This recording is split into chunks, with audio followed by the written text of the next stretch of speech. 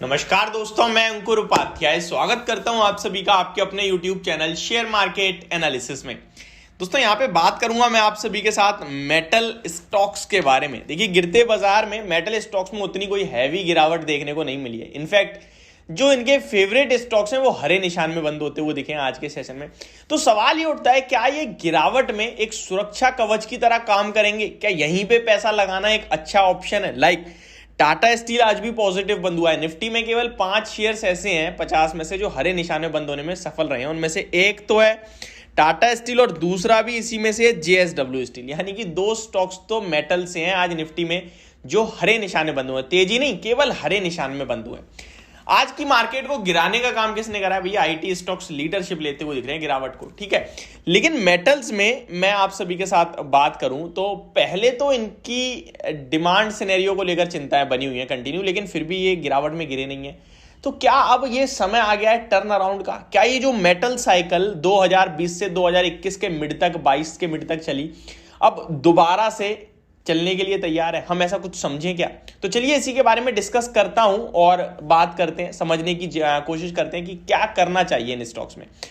Simple सी भाषा में बोलूं मैं तो यहां पे स्टॉक्स में पिटाई चल रही है बुरी तरीके से, ठीक है। क्यों चल रही है? वो है अमेरिका के बाजार की वजह से। कोई भी ऐसा पर्टिकुलर या फिर बड़ा रीजन नहीं है कि बाजार नेगेटिव हो और नेगेटिव ही होते चले जाएं। तो मेरे हिसाब से बाय ऑन डिप्स हो जाएगा मार्केट में।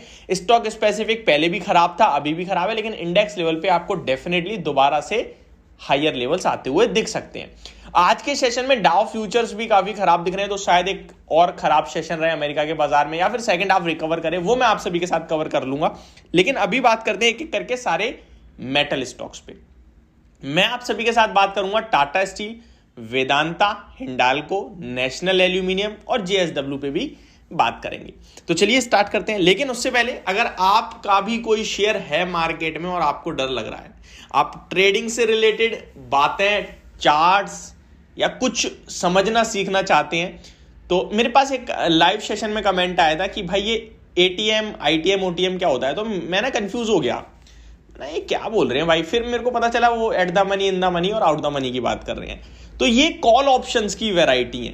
मैं आपको हम डिटेल में समझाएंगे, और अगर आप अभी तक मेरे टेलीग्राम पे नहीं जुड़े तो जुड़ जाइए, क्योंकि कल वहां आपके साथ मेरा एक लाइव सेशन होने वाला है जहां पे सारे आपके सवाल के आंसर मिलेंगे और एक स्पेशल अनाउंसमेंट भी होने वाली है आपके लिए।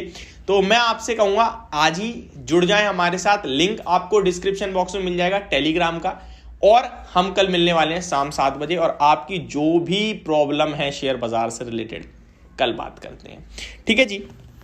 सबसे पहले बात करता हूं टाटा स्टील के बारे में। तो टाटा स्टील का शेयर भैया आज तो पॉजिटिव बंद हुआ है, लेकिन चार्ट्स पे कुछ ज्यादा खास या नेगेटिव पॉजिटिव दिख नहीं रहा है। स्टॉक कंसोलिडेशन में, लेकिन हायर हाइज ही लगा रहा है। 3 महीने के टॉप पे खड़ा है स्टॉक, ऑलमोस्ट 115 का टॉप लगाया, उसके बाद गिरकर 110-11 के लेवल्स पे कंसोलिडेट कर रहा है विदाउट वॉल्यूम। जिस दिन वॉल्यूम ज्यादा आएंगे, ऊपर गया तो ऊपर निकल लेगा, नीचे गया तो फिर भैया 104-105 पे आगे खड़ा हो जाएगा, जहां हम इस स्टॉक में पॉजिटिव मोमेंटम व्यू रख के खरीदारी कर सकते हैं। अभी वॉल्यूम्स नहीं है। वॉल्यूम्स होते ना तो फिर समझ लो ये स्टॉक कुछ कर गुजरने की तैयारी कर रहा है। अभी वॉल्यूम्स थोड़े से मिसिंग है। ओवरऑल देखा जाए तो ये स्टॉक पॉजिटिव ही दिखेगा आपको, अगर आप ट्रेंड लाइन खींचेंगे या फिर चार्ट्स देखेंगे तो मीडियम टर्म के लिए। शॉर्ट टर्म ट्रेडिंग के हिसाब से देखा जाए तो स्टॉक में 109, 108 के पास बार बार आता है और उछाल मार के दोबारा 111 बार आ जाता है।